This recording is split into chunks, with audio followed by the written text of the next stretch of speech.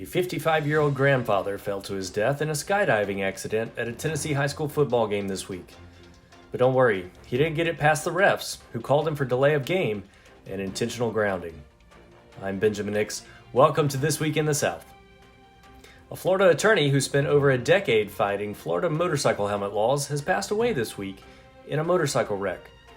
He reportedly became a lawyer because he liked to use his head. A valuable skill, it turns out, unless you're breaking your fall.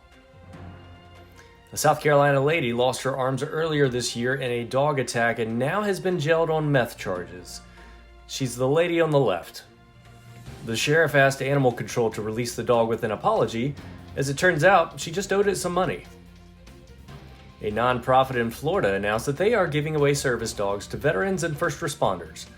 The only catch is they haven't trained it yet. And also, it's not a dog.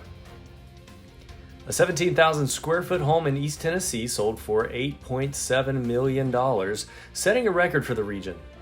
The home buyer was very disappointed that it did not contain Dolly Parton, but vows to keep searching. A white-tailed deer caused a ruckus inside a South Carolina restaurant. After it ran around a bit, the owner decided against opening the door like a normal person and instead carried it out, like a prisoner of war. Said one customer, "The sausage tastes a little gamey this week." Several downtown St. Louis bars and clubs were burglarized recently in what is described as a smash and grab. Burglars are able to break the glass because it is fragile, much like Texas A&M's defense.